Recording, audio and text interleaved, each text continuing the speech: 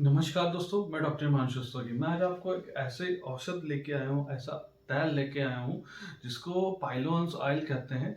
और इसका सही उपयोग करेंगे तो आपका जो वाउंड है, आपका जो घाव है, फिशर मलद्वार में चीरा लग गया है, या फिर आपके जो पाइलमास हैं, हेमोराइड्स हैं, अर्श है, ऐसी बीमारी अगर आपको है, तो आप चाहते हैं कि ये कम हो जाए, या फिर आप चाहते हैं कि इसमें ब्लड ना आए, दर्द ना हो, जलन ना हो, खुजली ना हो, इवन आपको भगंदर भी हो गया है, फिशला का एक ट्रैक बन गया है, फिशला नैनो हो गया है, तो इसमें ऐसे इसको यूज करेंगे कि आपका जो घाव है बहुत तेजी से हील होगा और जो इन्फेक्शन है उसको रोकेगा।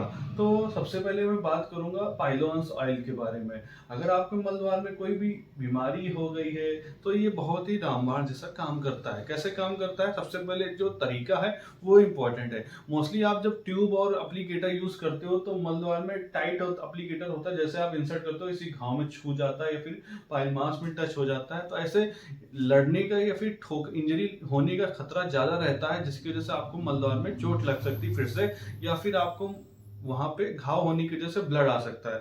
तो सबसे बेस्ट है ये पाइलोन्स ऑयल।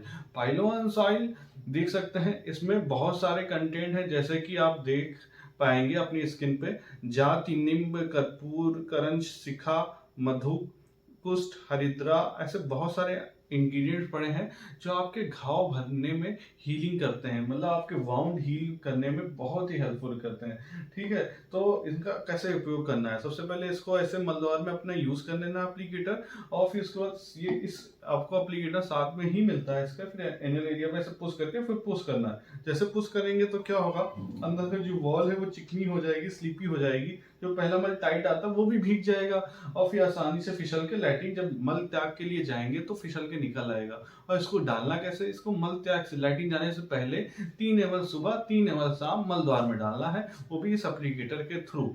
तो ऐसा क्या होगा, आपका जो घाव है उस पर भी ये तेल कोटेड हो जाएगा, जिससे आपका वाउंड हील, घाव भरने में बहुत ही इजी होगा। अगर आपके पाइलमास में कहीं कट लग गया जिससे ब्लीडिंग हो रही है, उस पर भी कोटिंग हो जाएगा, जिससे आप मल त्याग के लिए जाएंगे, ठोकर कम लेगा, इंजरी कम होगा, और हीलिंग भी अच्छा करेगा। और ये स्वेलिंग भी कम करता है, इन्फ्लामेशन भी कम करता है।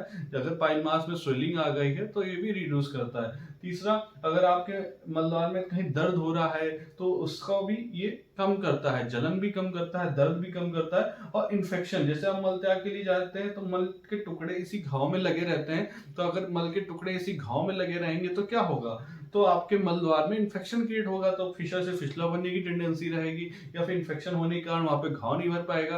तो ये आपका रोज डेली सुबह शाम जैसे पुश करेंगे तो ये लैट्रिन के टुकड़े भी हट जाएंगे, साथ में ये इन्फेक्शन से भी रोकता है दोस्तों।